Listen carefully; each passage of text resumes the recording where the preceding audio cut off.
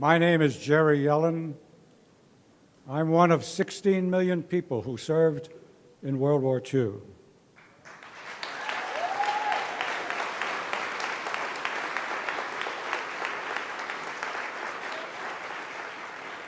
On my 18th birthday, February 15th, 1942, I enlisted in the Army Air Corps.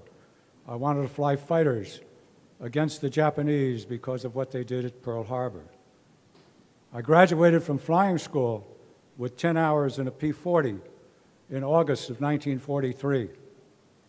28 of us in our class were sent to Hawaii to get further training, and I remained in the 78th Fighter Squadron my entire career in the military. We flew P-40s, then P-47s, and then we flew P-51s. And on March 7th, 1945, we flew from Saipan, 650 miles, to a small 8-square-mile island called Iwo Jima. There were 90,000 soldiers fighting on 8 square miles of land, 67,000 American Marines, and 23,000 Japanese defenders. The sights, the sounds, the smells of that battle remain with me to this day. There were 28,000 dead bodies strewn across Iwo Jima, 21,000 Japanese, and 7,000 American Marines. I had a mission. My mission was to kill Japanese. I flew 19 8-hour long-range missions over Japan.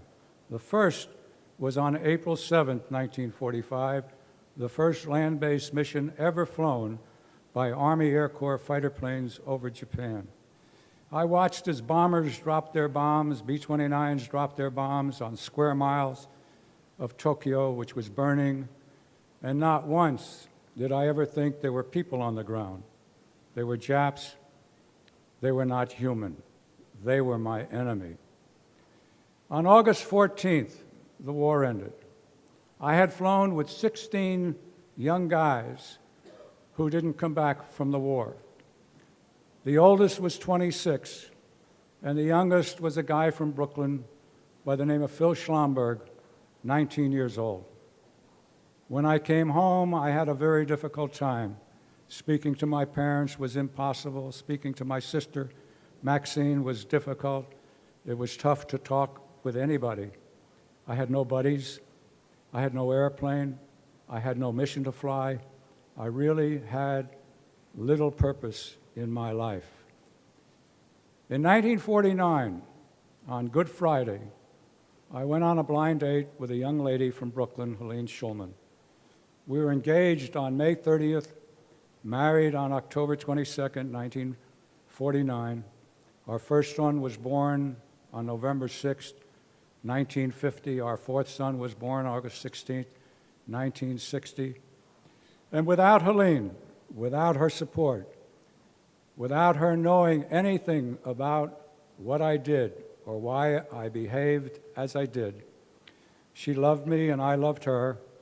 And then in 1975, she saw Maharishi Mahesh Yogi on television and decided she wanted to learn how to do transcendental meditation. And she learned, and I learned shortly after, and my life changed dramatically. I felt comfortable with myself. I felt better about myself. I felt better about other people. I became a better person. Last year, early in the year, I received a telephone call from a young woman that I knew by the name of Lynn Clark. And she asked me, "Jerry, do you know how to dress a uniform?" "What do you mean, Lynn?" "Well, you know, put medals and ribbons in the proper place." I said, "Why?" And she said, "Dory committed suicide." I knew Dory. He was a Bosnia veteran, been in the military for 8 years, and came home and killed himself. When I dressed the uniform and she left, I freaked out with myself. I was terribly disturbed. I knew what combat was like. I knew what it did to families. I knew what Bob Roth was doing, a good friend of mine with the David Lynch Foundation. So I called Bob and I asked him, "Do you think David would like to open up a division of the David Lynch Foundation called Operation Warrior Wellness. And that's the way this began. It's why you and I are here tonight.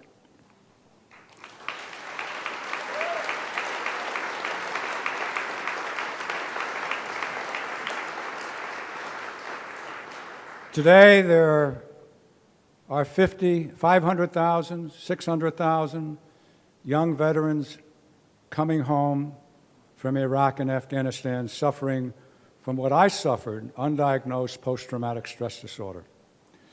Linda Bilmes, a professor at Harvard, and Joseph Stiglitz, a Nobel laureate, wrote a book that was published in 2008 called The $3 Trillion War.